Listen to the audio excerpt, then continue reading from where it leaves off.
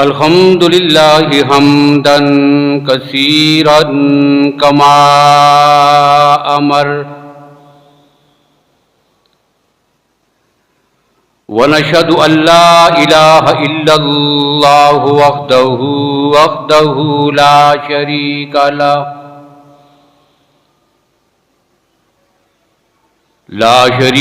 लहु fill खल्क़ि वल अम्र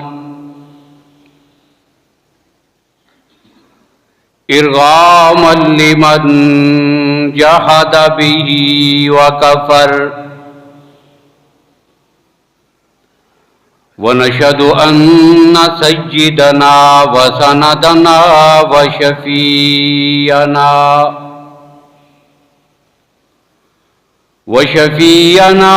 Muhammadan अब्दुहु व रसूलुहु अम्मा बादु फ़अऊज़ु बिल्लाहि मिनश शैतानिर रजीम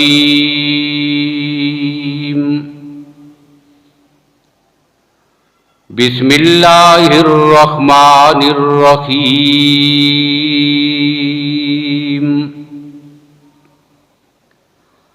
वल अस्रि इन्नल इंसाना लफ़ी खुस्र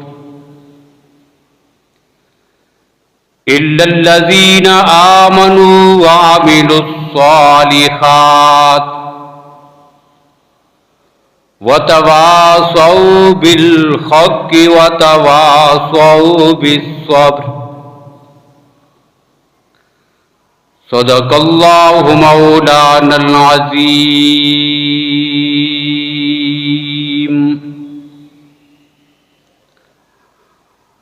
अल्लाहुम्मा सल्लि अला मुहम्मदिन व अला आलि मुहम्मद बिअददि मन क़ाद व क़ाम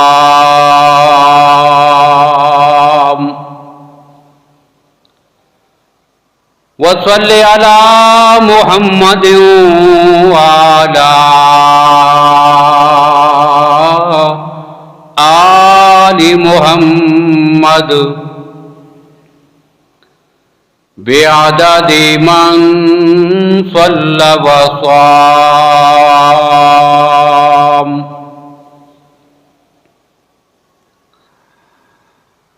काबिल सद एहतराम बुजुर्गों, भाइयों, अजीज दोस्तों,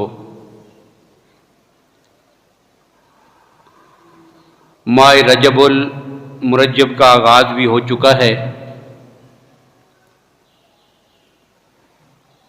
और अंग्रेजी तारीख के एतबार से आज 3 जनवरी 2025 है, यानी नए महीने का भी आगाज हो गया है और इसके साथ साथ नई सन का आगाज भी हो चुका है। रजब के हवाले से कुछ बातें भी आपके सामने अर्ज करना ज़रूरी हैं, लेकिन आज की गुफ्तगू में नए सन के आगाज़ के हवाले से कुछ बातें आपके सामने अर्ज करनी हैं। ये जो हमारे यहाँ साल को और उसके महीनों को तकसीम करके उसको इस्तेमाल करने का तरीका राइज है, तो इस हवाले से हमारे यहाँ 2 तरह के साल जो है वो इस्तेमाल होते हैं। एक को इस्लामी साल कहते हैं, उसकी निस्बत इस्लाम से है और मुसलमानों से है, और एक सन को सन ईसवी कहते हैं, जिसकी निस्बत तो हजरत ईसा अलैहिस्सलाम की तरफ की जाती है। लेकिन किसी लिहाज से भी इसकी निस्बत भी हजरत ईसा अलैहिस्सलाम की तरफ दुरुस्त नहीं है। हमारे अकाबरीन ने बड़ी तहकीक के साथ ये बात लिखी है कि जिस साल को पहले यूनानियों ने इस्तेमाल किया था, बाद में ईसाइयों ने उसमें रद्दोबदल किया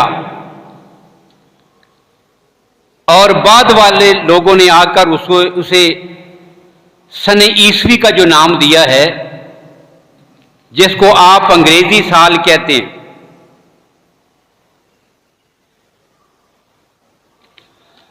ये जो अंग्रेजी साल है जो हजरत ईसा अलैहिस्सलाम की विलादत बाशहादत की तरफ मंसूब है, तो ईसाई मुर्रिखीन मुसन्निफीन, उनके दानिश्वर,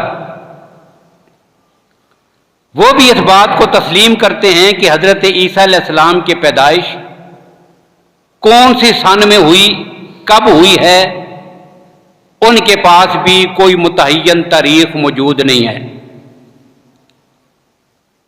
बहरहाल वो अपनी सन का आगाज जो नाम देते हैं वो हजरत ईसा अलैहिस्सलातु वस्सलाम की विलादत बाशहादत है। अब दूसरी बात जो कहनी है वो ये है कि जो अंग्रेज की तारीख और सिलसिला हमारे यहां बदकिस्मती से चल रहा है, पूरी दुनिया में हमारी गुलामी की सबसे बड़ी अलामत और पहचान ये है कि हम आज तक अपनी इस्लामी तारीख को अपनी अदालतों में, सरकारी इदारों में, अपने माहौल में, अपने मुआशरे में, अपने मुल्क में नाफिज नहीं कर सके। ये कुछ दीनदार तबका, अहले मदारिस, अहले मसाजिद, ये उनकी मेहनतें हैं कि कम अज कम बेहसियत मुसलमान हमें वो तारीख याद रह जाती है, इस्लामी तारीख, वरना हम भूल ही जाएं, पता ही ना हो। आप बड़े बड़े इदारों में जाकर देखें, उनसे पूछें तो वो फिलफोर आपको अंग्रेजी तारीख तो बताएंगे, लेकिन जब आप उनसे ये सवाल करें कि इस्लामी तारीख कौन सी है, तारीख का तो पता क्या, बाज़ औक़ात महीनों का ही पता नहीं, या रजब है, शाबान है, या कोई और महीना चल रहा है, ये भी याद नहीं होता। और सन का तो ज़हन में ही नहीं होता कि कौन सी सन चल रही है। तो ये अंग्रेज का जो हम पे तसल्लुत था, हम जो उसकी गुलामी में रहे हैं और आज भी हैं, ये उसकी एक अलामत है। अब अंग्रेज की हवाले से एक बात ये भी कह दूं कि अंग्रेज ने जो तारीख और सन हम पे मुसल्लत की है, अगर हम सिर्फ उसी पे फैसला कर लें तो आप देखेंगे उनकी तारीख के अंदर जमूद है, और इस्लाम की जो तारीख है उसमें तब्दीली और इनकलाब है, इसमें हरकत है, इसमें तब्दीली है और इसमें इनकलाब है। और यही वजह है कि जब इसका आगाज हुआ सैयदना फरूक आजम रज़ियल्लाहु ताला अन्हु के दौरे खिलाफत में, पूरी दुनिया के मुसलमानों को ये सन, ये तरतीब सन हिजरी ये किसने दी है? ये एहसान है पूरी उम्मत पर सैयदना फरूक आजम रज़ियल्लाहु ताला अन्हु का। लेकिन कमाल ये हुआ कि आपने जो फैसला किया है कि सन हिजरी का आगाज कब से करूं, उस अजीम शख्सियत ने फिर उसके आगाज के लिए जो दिन और महीना मुंतखब किया था और जिस वाक़े के साथ उस सन को निस्बत दी है वो क्या है? वो नबी अकरम सल्लल्लाहु अलैहि वसल्लम का वाक़या हिजरत, कि अल्लाह के दीन के लिए अल्लाह के नबी और आपके सहाबा ने अपना वतन भी, अपना माल भी बीवी बच्चे वालिदैन भी सब कुछ कुर्बान करके हिजरत का सफर किया है। तो पता क्या चला कि इस्लाम की तारीख हमें इनकलाब और तब्दीली सिखाती है।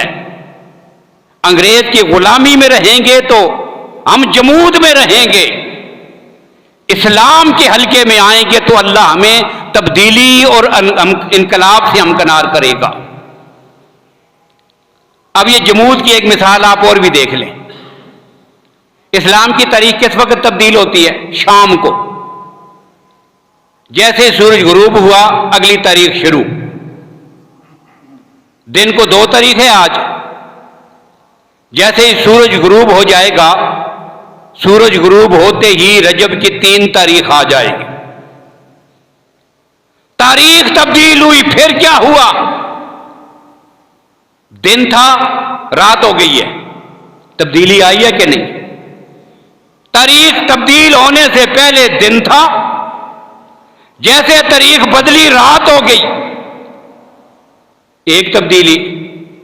तारीख तब्दील होने से पहले असर की नमाज का वक़्त था, जैसे ही तारीख बदली मगरिब की नमाज का वक़्त है।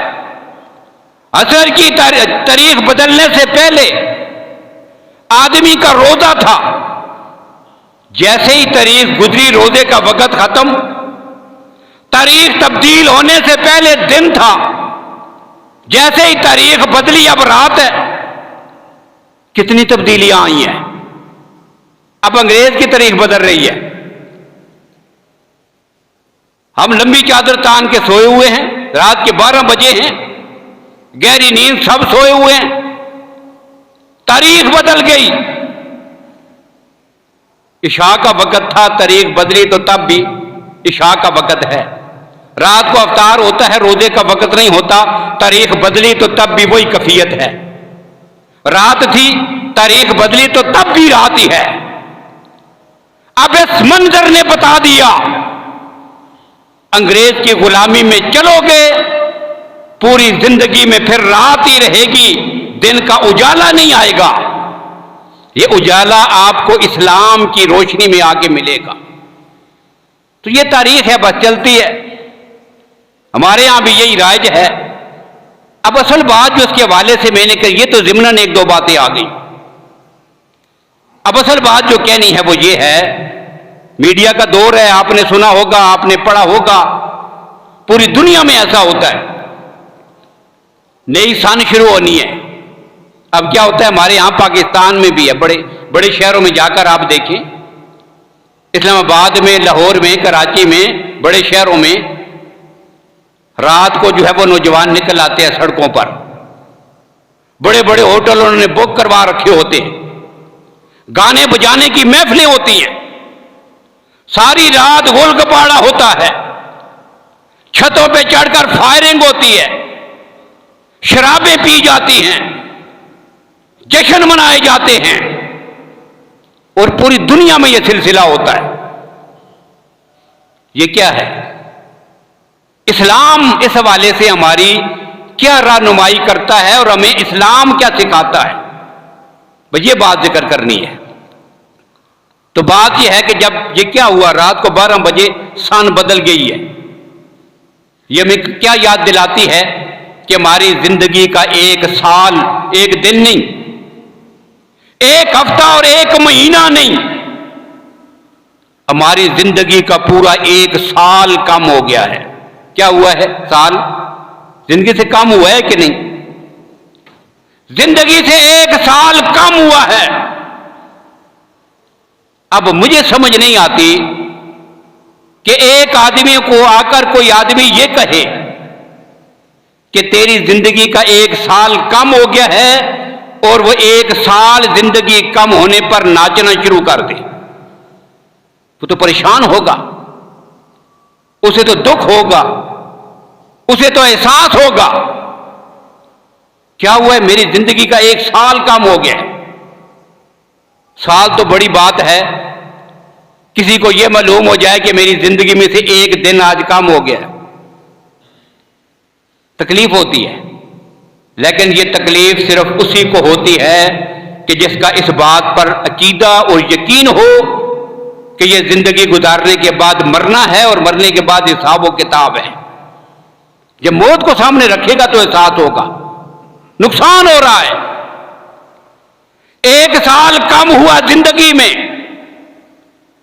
और ये जिंदगी कितनी कीमती है। ये कोई बेमकसद फजूल बगैर किसी कीमत के ये बात जिंदगी नहीं है। ये कितनी कीमती है।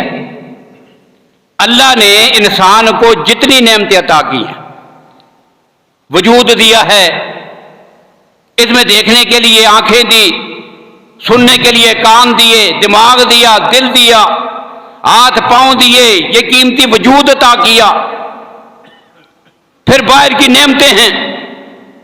ये सारी कायनात रब्बुल आलमीन ने इंसान की खिदमत के लिए बनाकर उसके सुपुर्द कर दी। सब उसकी खिदमत में लगे हुए हैं। ये सारी नेमतें हैं, लेकिन ये सारी नेमतें उसी वक्त तक नेमतें हैं कि जब तक बंदे के पास जिंदगी की दौलत और नेमत मौजूद है। हम नहीं कहते होते कि जान है तो जहान है। यहां जान का माना क्या है? जिंदगी है। जिंदगी है तो सब कुछ है। जिंदगी है तो इंसान अपने वजूद से भी फायदा उठाएगा। आंखें भी काम कर रही हैं, अज़ा भी ठीक चल रही हैं, माल दौलत के मजे भी उड़ाता है, दुनिया की नेमतें भी इस्तेमाल करता है। जब एक आदमी के पास ये वक्त की कीमत, ये जो वक्त की दौलत है, यही ना रही, जिंदगी खत्म, सारी नेमतें पीछे दरी की दरी रह जाएंगी। तो क्या ये बहुत बड़ी नेमत है जो अल्लाह ने हमें ये वक्त दिया हुआ है। इसका एक एक मिनट, एक एक सेकंड, एक एक लम्हा कितना कीमती है। एक हदीस वो है कि जो सुभान अल्लाह की फजीलत में आई है। ये हमारे नात ख्वान, ये हमारे मुकर्रिरीन जब तकरीर करते हैं या नात पढ़ते हैं, क्या कहते हैं? ऊंचे आवाज से सुभान अल्लाह कहो, फिर कहलाते हैं, फिर कहलाते हैं, और फिर साथ क्या कहा करते हैं? वो हदीस फिर सुनाते हैं, सब सुनाते हैं कि जो एक बार सुभान अल्लाह पढ़ता है, और हदीस में जो अल्फाज हैं वो ये हैं कि रब्बुल आलमीन एक बार सुभान अल्लाह पढ़ने पर जन्नत में उसके लिए ऐसा दरख्त लगाते हैं 500 साल। ये अल्फाज 500 साल है हदीस में। 500 साल तक बगैर रुके हुए अरबी नस्ल का तेज रफ्तार घोड़ा वो दौड़ता रहे, उस दरख्त का साया खत्म नहीं होता कि जो एक बार सुभान अल्लाह कहने की वजह से रब अता करते हैं। अब उसके नीचे की जमीन भी, वो दरख्त भी, ये सारा किसको मिलेगा? जिसने एक बार जिंदगी में क्या कहा? सुभान अल्लाह। और एक हदीस में अल्लाह के नबी सल्लल्लाहु अलैहि वसल्लम ने फरमाया, सुभान अल्लाह वल्हम्दुलिल्लाह तमलाउल अर्द मा बैनहुमा, जमीन और आसमान के दरमियान जितना खला है, जो एक बार सुभान अल्लाह कहता है या अल्हम्दुलिल्लाह कहता है, अब इस पर जो सवाब मिलेगा, अगर इस सवाब को जिस्म अता कर दिया जाए, ये जो नेकी मिलती है ना, इसका जिस्म हो, इसको ज़ाहिरी वजूद दे दिया जाए, तो ये सवाब इतना बड़ा होगा कि जमीन और आसमान के दरमियान जितनी खाली जगह है सब की सब भर जाएगी। किस पर? सिर्फ एक बार सुभान अल्लाह या अल्हम्दुलिल्लाह कहने पर। इतना बड़ा सवाब, इतनी बड़ी जन्नत। और जन्नत की जमीन, एक तो हमारे पास ये जमीनें होती हैं ना, ये दुनिया की जमीनें बड़ी कीमती है जी, बड़ी महंगी हो गई है। ये 20 लाख का मरला हो गया, ये 50 लाख का हो गया, आप ये बड़ी महंगी है। आओ तुम्हें बताऊं कि जन्नत की जमीन कितनी महंगी है, जो अल्लाह की जात इतने अमल पर दे रहे हैं, ये है कितनी महंगी। अल्लाह के नबी फरमाते हैं, बुखारी शरीफ की रवायत है, नबी अकरम सल्लल्लाहु अलैहि वसल्लम ने फरमाया, जन्नत का जिक्र करते हुए, मौज़िहु सौतिन फिल जन्नह, खैरुम मिनद दुनिया व मा फीहा। जन्नत में एक जन्नती अपने हाथ में पकड़ा हुआ एक छोटा सा दुर्रा, एक छोटी सी चाबक, एक छोटा सा डंडा हाथ में पकड़ा हुआ, वो जितनी जमीन पर रखेगा, अब ये कितनी जमीन होती है, उसमें मकान बन सकता है? यानी एक आदमी के पास इतना छोटा सा एक डंडा हो 1.5 फुट का, वो जितनी जमीन पे आएगा उसमें दुकान बन सकती है, उसमें कोई मकान बन सकता है, उसमें से कोई रास्ता निकल सकता है? कुछ नहीं होता। इतनी छोटी सी जमीन, अल्लाह के नबी फरमाते हैं ये कदर कीमत में खैरुम मिनद दुनिया व मा फीहा। ये सारी दुनिया, पूरी कायनात में जितनी जमीनें हैं, ये जितनी हुकूमतें हैं, ये जितनी सुल्तानतें हैं, इसमें जो कुछ बना हुआ है, महल्लात है, बिल्डिंगें हैं, सड़कें हैं, पुल हैं, सारी सहूलतें हैं, ये सारी कायनात एक तरफ, जन्नत की इतनी छोटी सी जमीन ये उससे ज्यादा कीमती और अल्लाह के यहां महंगी है, इतनी महंगी। अब जब इतनी सी जगह इतनी महंगी है तो फिर इतनी बड़ी जगह कि 500 साल तक जमीन की पैमाइश हो रही है, जन्नत की जमीन की पैमाइश हो रही है। घोड़े को दौड़ा दिया, 500 साल तक बगैर रुके थके वो दौड़ता रहा। अब इतनी बड़ी जमीन अल्लाह किस काम पे देते हैं? जो एक बार सुब्हान अल्लाह कहता है या अल्हम्दुलिल्लाह कहता है। हमारा ईमान है ना। अल्लाह के नबी सल्लल्लाहु अलैहि वसल्लम ने अपनी सच्ची जुबान से ये जुमला इरशाद फरमाया है। ऐसा ही है, कतल यकीनन ऐसा ही है। अब अगली जो बात है देखें, अब इस जुमले को अल्हम्दुलिल्लाह कहते हुए या सुब्हान अल्लाह कहते हुए कितना वक्त लगेगा दुनिया में? सेकंड, 1 सेकंड लग जाएगा, बस इतना सा। तो ये जिंदगी की कीमत सामने निकल के आ गई है। रियाजी पढ़ाते हुए निकालते हैं ना अलजबरा में और सवालात में, तो यहां जिंदगी की कीमत हमने निकाली है। यहां पर कितनी? 1 सेकंड की कीमत। जन्नत की जमीन की कीमत भी निकाली है, फिर 1 सेकंड की कीमत भी निकाली है। उस सेकंड के बदले में जो जन्नत में जमीन मिली है उसकी मसाफत भी निकाली है। आप अंदाजा करो कि सिर्फ 1 सेकंड ये जिंदगी जो अल्लाह ने हमें अता की है ये कितनी कीमती है। अब बात समझ आइए ना, ये 1 सेकंड कितना कीमती। अब मुझे बताओ उस कौम की हमाकत इससे बढ़कर क्या होगी। सिर्फ 1 सेकंड नहीं, 1 दिन, महीना, हफ्ता नहीं, पूरा साल गुजर गया है और जाया हो गया। कितनी बड़ी दौलत हमने अपने हाथों से लुटा दी, जाया कर दी। और इतनी बड़ी दौलत लुटने के बाद हमें एहसास तक नहीं, ख्याल नहीं, फिक्र ही नहीं कोई। उल्टा हम क्या कर रहे हैं? जश्न मना रहे हैं, खुशियां मना रहे हैं, मुबारकबादें दे रहे हैं। सैयदना हजरत अब्दुल्ला बिन मसूद रज़ी अल्लाह तआला अन्हु फरमाते थे, उनका यह फरमान है कि मेरी जिंदगी का सबसे वो दिन के जिस पर मुझे परेशानी होती है और शर्मिंदगी होती है, ये वो दिन होता है कि जब मेरा दिन गुजर जाए, सूरज गुरूब हो जाए और मैं अपने अमाल में इजाफा ना कर सकूं। हम अगर अपना मुहासबा करें कि साल भर में हमने अपने अमाल में कितना कुछ इजाफा किया है, कितने अमाल किए हमने, ये अल्लाह की बहुत बड़ी नेमत है। इसका 1-1 मिनट, 1-1 सेकंड ये बड़ा कीमती है। ये बेमकसद नहीं दी अल्लाह ने, ये जिंदगी बेमकसद नहीं है।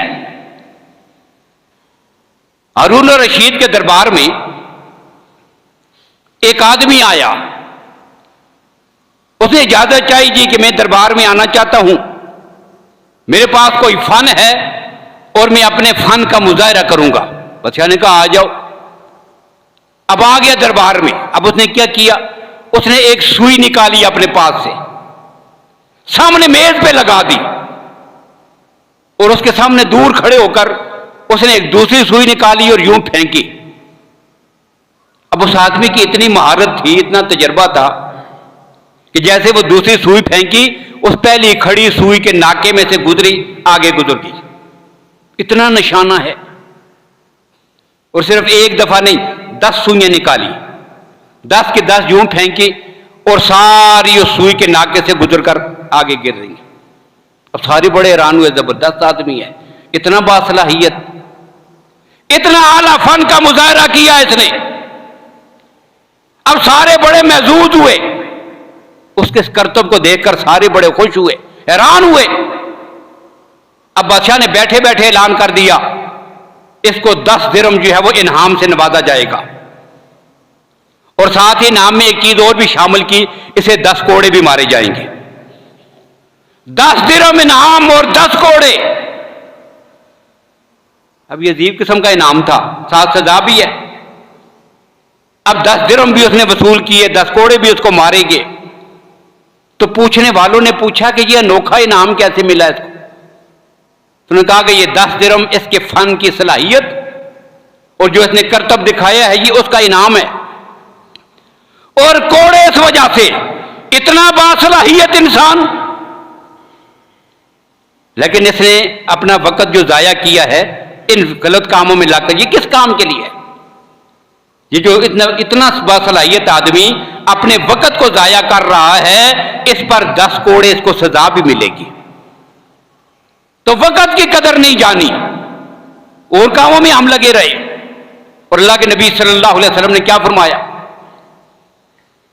कि हर आदमी, 2 चीजें ऐसे हैं, हर आदमी उनमें धोखा ही खा जाता है। आज हम भी उस धोखे में पड़े हुए हैं। क्या? एक है इंसान की सेहत, और दूसरा इंसान के पास ये जो वक्त है, अस्सियत वल फराग, ये जिंदगी की फुर्सत, ये इसकी घड़ियां, ये इसके लम्हात जो रब्बुल आलमीन ने हमें अता किए हुए, इसमें हम क्या हैं? मुगालते में पड़े हुए, कोई साहस ही नहीं है, इन घड़ियों को जाया करते चले जा रहे हैं। और ये वक्त इतना कीमती है कि रब्बुल आलमीन ने जगह जगह पर वक्त की कसमें खाई हैं कुरान में।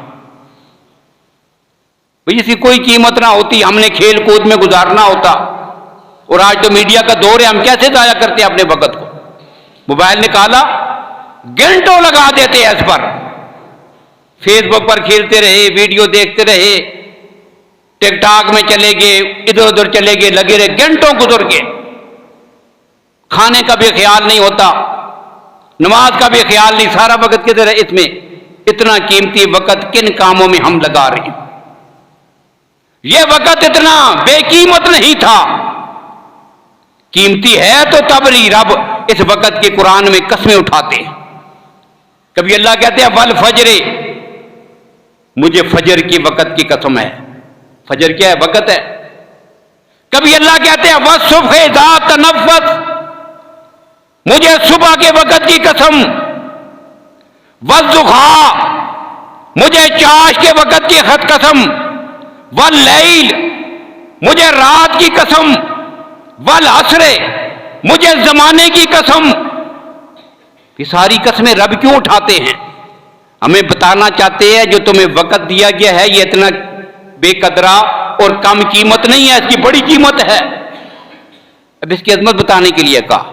और सूरह असर तो पूरी रब ने कसम पूरे जमाने की उठाई है कि मुझे जमाने की कसम है। और ये जो सूरत है बड़ी दिलचस्प सूरत है कि जिसमें रब ने जमाने की कसम भी खाई। और ये इतनी आम है, मुख्तसर होने के बावजूद इतनी जामे और इतनी आम है कि इमाम शाफी रहमहुल्लाह फरमाते हैं, अगर रब्बुल आलमीन इंसान की रहनुमाई के लिए कुरान पाक नाज़िल न करते, सिर्फ सूरह असर नाज़िल कर देते, तो अक्लमंदों के समझने के लिए एक छोटी सी सूरत ही काफी है। अब आप अंदाजा करें ये कितनी अहमियत की हामिल सूरत है। और इसमें क्या बताया गया है? हमें वक्त की कदर और कीमत सिखाई गई है। क्या कदर और कीमत है? एक अल्लाह के बहुत बड़े वली और बुजुर्ग थे, वो कहते हैं कि मैंने ये जो सूरत है ना सूरह असर, इसकी तशरीह, इसका मफहूम, इसकी तफसीर एक रेडी वाले से सीखी है। बंदा जब सीखना चाहे तो हर चीज से सीख सकता है, रेडी वाले से। रेडी वाला क्या कर रहा था? बाजार में रेडी लगी है और रेडी पर वो बर्फ बेच रहा था। ये जिंदगी क्या है? ये बर्फ की तरह पिघलता हुआ एक पानी है। अब बर्फ को कितनी देर आदमी बचा बचा के रखेगा? थोड़ा वक्त गुजरेगा, एक एक कतरा पिघल पिघल के, जिस तरह वो एक एक कतरा पिघलता है, यूं एक एक सेकंड, एक एक मिनट, फिर मिनटों से दिन, फिर दिनों से हफ्ते, फिर महीने, साल, जिंदगी खत्म। वक्त गुजरता ही चला जा रहा है।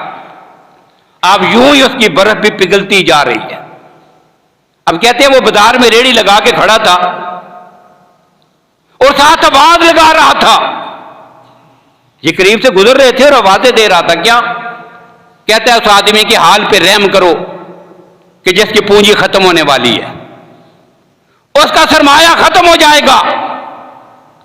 अगर किसी ने खरीद लिया तो चंद पैसे मुझे मिल जाएंगे, और ना खरीदा तो क्या होगा? पानी बन के वो पानी गंदी नाली में जाके बह जाएगा, मेरे पास 1 रुपया भी नहीं बचेगा।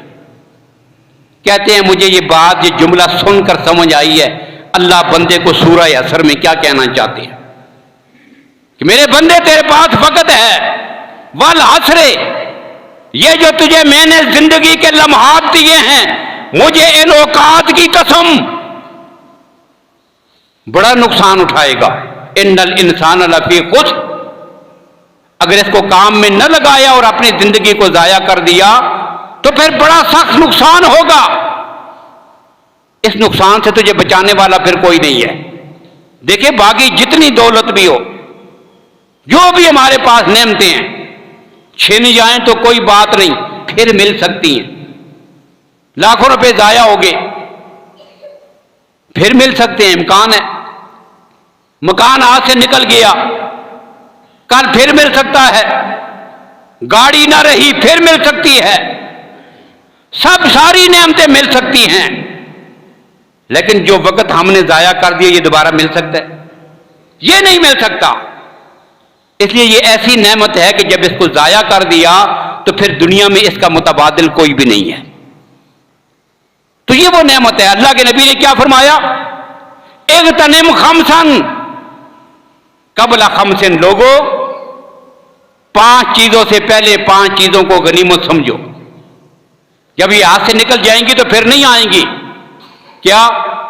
सबसे पहली बात अल्लाह के नबी सल्लल्लाहु अलैहि वसल्लम ने फरमाई, इग़्तनिम खमसन कबला खमसिन शबाब का कबला हरामिक। ये जो जवानी है ना, इसको बुढ़ापे से पहले पहले अपने लिए गनीमत समझो। जवानी खत्म हो जाएगी, फिर किसी काम के हम न रहेंगे। फिर उस वक्त सोचने का और काम करने की फिक्र करने का क्या फायदा? फिर अपनी सेहत को, बीमारी आने से पहले पहले सेहत को गनीमत जानो।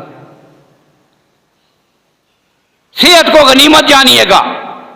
फिर तुम्हारे पास जो अल्लाह ने तुम्हें फुर्सत दी हुई है, फरागा का कबला शुगलिक, मसरूफियत में पढ़ने से पहले फरागत को। और तुम्हारे पास अगर माल है, माल का कबला फक्रे का, गिना का कबला फक्रे का, इस माल को तुम अल्लाह के रास्ते में दुनिया की अच्छाई के कामों में लगा सकते हो। कल माल ना होगा तो फिर कुछ नहीं होगा, इसको भी गनीमत जानिएगा। और आखिरी बात, खयात का कबला मौत का, अपनी इस जिंदगी को अपनी मौत आने से पहले गनीमत जानिएगा। और फिर अल्लाह के नबी ने एक और बात भी इरशाद फरमाई, फरमाया कल जब क़यामत का दिन होगा, मा तज़िल्लु कदम अब्दिन यौमल क़ियामा, बंदे को क़यामत के दिन उस वक़्त तक अपनी जगह से पांव उठाने की इजाजत नहीं होगी। खड़े हो जाओ रब के सामने, यहां से नहीं हिल सकते, कदम भी नहीं उठा सकते जब तक अल्लाह फरमाएंगे इन 5 बातों का जवाब नहीं दोगे। सिर्फ जवाब नहीं, हिसाब देना पड़ेगा। हिसाब देना है तुम्हें 5 चीजों का, जिनमें पहली चीज क्या है? अन होमो रही फीमा अपना हो, मेरे बंदे तुझे मैंने जिंदगी अता की थी, ये वक्त दिया था, किन कामों में खर्च किया है? तुझे जवानी दी थी। दूसरा सवाल होगा, तुझे जवानी दी थी, कहां पे बिताई है? तीसरा सवाल माल के बारे में, तीसरा और चौथा, तूने माल कैसे कमाया था? यह तीसरा सवाल होगा। और चौथा सवाल, कहां पे खर्च किया था? और पांचवी बात क्या होगी कि जो तुझे मैंने इल्म दिया था उस पर तूने अमल कितना किया है? तो ये वक्त जो है जिसको हम जाया कर रहे हैं, खुश हो रहे हैं, जश्न मना रहे हैं, क्या हुआ जी? साल तब्दील हो गया, नया साल आ गया, नाच रहे हैं, कूद रहे हैं। मेरे भाई, ये अपने एहतसाब का वक्त है, ये मुहासबे का वक्त है, ये रोने का वक्त है। तनाई में बैठकर सोचें पूरे एक साल में मैंने क्या किया है, अपनी जिंदगी के लम्हात को कैसे जाया किया है। ये अपने मुहासबा करने का वक्त है, ये जश्न मनाने का वक्त नहीं है। तो अल्लाह ताला हम सबको अमल करने की तौफीक नसीब फरमाए। आखिरी बात जो आपसे कहनी है वो ये है कि हमारे मोहतरम रोशनदीन चाचा की दो बेटियां जो है वो एक साथ ही थोड़े से वक्त के में एक साथ ही उनकी वफात हुई है। बहुत बड़ा सदमा है। जिनकी बच्चियां आप लोग जानते हैं, सबको अल्लाह ने इस नेमत से नवाजा हुआ है कि ये बच्चियों के साथ वैलिदैन का जो ताल्लुक होता है ना, वो क्या होता है। फिर वैलिदैन के साथ बच्चियों का जो ताल्लुक, आपस में जो निस्बत होती है, वो कैसी होती है। तो ये बहुत बड़ा सदमा है। सैयदा आयशा रज़ियल्लाहु अन्हा घर में बैठी थी, अल्लाह के नबी बाहर से तशरीफ लाए, आए तो देखा हजरत आयशा रज़ियल्लाहु ताला अन्हा हमारी मां किसी सोच में डूबी हुई, ऊपर नहीं देख रही, बस किसी सोच में पड़ी हुई है। अल्लाह के नबी करीब आए, पूछा आयशा क्या बात है, क्या सोच रही हो, किस फिक्र में गुम हो। अर्ज़ किया या रसूलल्लाह, भी आपके आने से पहले एक औरत आई थी मेरे पास, उसने एक बच्ची उठाई हुई थी, खुद आई, साथ छोटी सी बच्ची भी उठाई हुई है, बैठ गई। अब कहने लगी मैंने कई दिनों से कुछ नहीं खाया, तो मुझे कुछ खाने के लिए तो दे दो। कहती है चंद खजूरें थी, वो लाकर मैंने उसको दे दी। अब उस औरत ने क्या किया, खजूर तोड़ी, अपनी बच्ची को खिला रही है, खुद कई दिनों की भूखी है। लेकिन ये एक तल्लक, एक निस्बत होती है, खुद नहीं उसको दे रही है, वो खुद ने खाई। अब कहती है आधी खजूर जब उस बच्ची ने खा ली ना, तो औरत ने जो आधी बची हुई थी अपने मुंह की तरफ जैसे ही की, बच्ची ने फिर इशारा किया, हाथ ऊपर किया ना, तो खुद नहीं खाई, वो भी आधी भी उसको खिला दी। अब यूं ही 3-4 खजूरें थी, तोड़ती थी आधी इस इरादे से, आधी मैं खाऊंगी, आधी इसको खिलाऊंगी, लेकिन बच्ची फिर हाथ ऊपर करती है और सारी उसको खिला देती है। सैयदा आयशा फरमाती हैं बस यही मंजर में देखती रही गौर गौर से। मां ने वो सारी खजूरें अपनी बेटी को खिला दी, जैसी भूखी आई थी उसी हालत में उठ के चली गई है। बस ये मां के साथ और वलदैन के साथ और उनके साथ जो तल्लुक होता है बच्चियों का, बस ये मैं नहीं बोल रही, अब मेरे जहन में ये बात बैठी हुई है। अल्लाह के नबी ने ऐलान फरमाया, आयशा फिर सुनो और क़यामत तक आने वाले मेरे उम्मती भी इस बात को सुन लें, मन हाला जारियत रे जा यौमल क़ियामत आना व हुआ हाकज़ा।